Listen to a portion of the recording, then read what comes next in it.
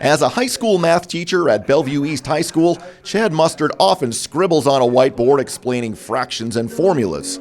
But his story on how he ended up as a professional athlete, well, there's no easy way to describe it. You know, my wife says I should write a book, but I'm a math and science guy. I'm not a writer. I need a ghostwriter, maybe. Most people that go to school for 6 years are doctors. I'm proud to be a teacher, but yeah, it was an awesome run. I mean, you couldn't even make it up. Like most kids growing up in Nebraska, Chad was hoping for a shot to play for the Cornhuskers, with the program coming off 2 straight national titles.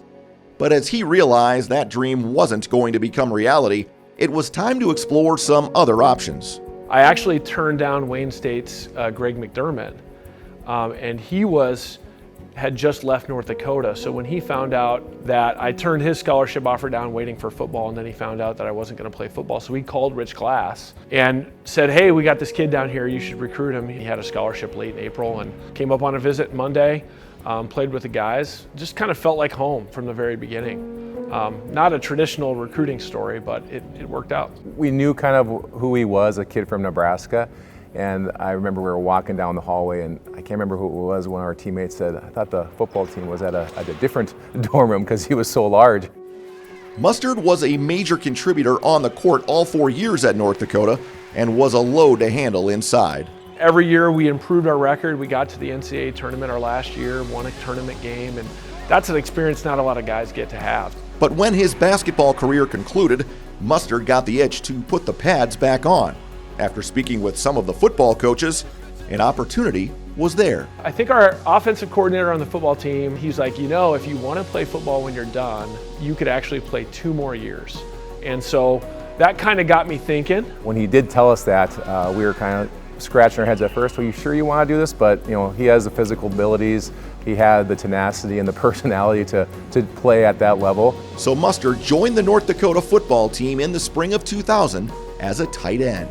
He's really made a remarkable progress since he's been with us, so I'm very optimistic about Chad right now. There's a lot of people who've told me that they feel I can excel in this sport, and I feel the same way. And early on, we saw a big guy that could really move on the field, and was rusty football-wise, hadn't played for a while, but you could see that he could do it. I was on the defensive side of the ball, so we had to practice against him. You could see him getting better and become better at the football techniques, blocking, running routes. He played a significant role in his final season, but had one moment that stood out over all the others in a playoff game against Pittsburgh State. Pretty remarkable play, how he stayed in bounds and just shaking all the tacklers. But it's a signature play that people around here remember it. Best part about this is the side judge had officiated me in basketball at UND for 4 years. He was there and I just tossed the ball to him. I was like, you believe that stuff? If you were an NCC fan and you weren't a fan of me, then you were really sick of me after 6 years of basketball and football. After helping the program win its first national championship, Mustard joined the Omaha Beef of the Indoor Football League. Then, with the prodding of a couple of teammates, decided to take a shot at the NFL. I cut up a bunch of film. Basketball film from UND, football film from UND, and then highlights for my Omaha Beef.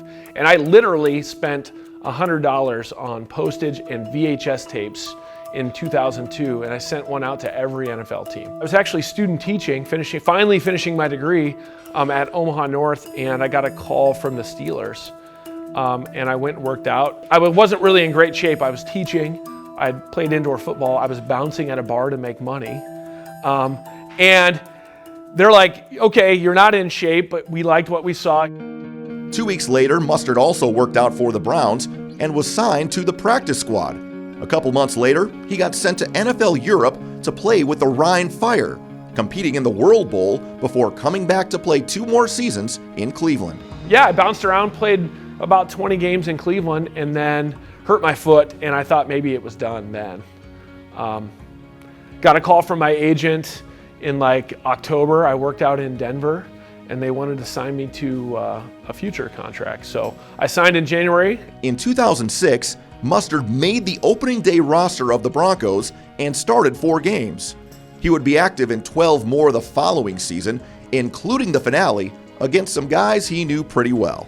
Had an opportunity to start my last game in 2007 against the Vikings. So it was Jimmy Kleinsasser, myself, Chris Cooper. We got 3 UND guys on the field. We win that game. I caught 3 or 4 balls. You know, it was great. Get to play against some extremely popular guys, probably up in Grand Forks, Chad Greenway and guys like that. It's like, yeah, I had opportunities to contribute. It was awesome. Mustard would be waived and re-signed 11 different times in Denver, with local columnist Woody Page wondering how many times the Broncos would cut the mustard. But after 8 more games in 2008 and 6 total years in the NFL, the injuries started to pile up.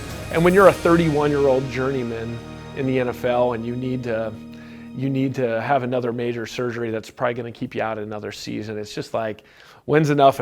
And so my wife and I decided, you know, football was great to us. It was a great run, but it was time to come back to Nebraska and start our family and start our lives after football. Lots of energy, here we go.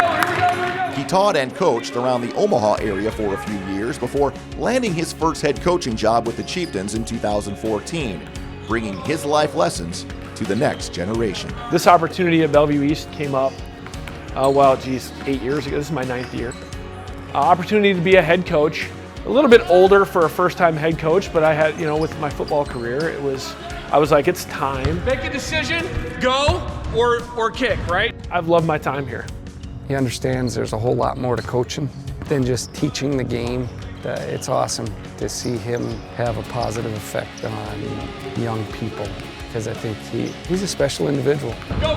You know, we've won some games, we've lost some games. We're going to continue to work to get better at winning, but building those relationships, helping kids be successful. There's more opportunities to come. Let's take advantage of today, all right? That's what teaching and coaching is all about for me. Beast on 3. 1, 2, 3, beast. This past September, Chad got to see the UND football team play in his home state against the Huskers in the season opener, also getting a chance to catch up with some old teammates that made the trip to Lincoln. Then in November, he got to see the Fighting Hawks men's basketball team play in person as well at Creighton. The Blue Jays, of course, are coached by Greg McDermott, the one responsible for helping get Chad to UND.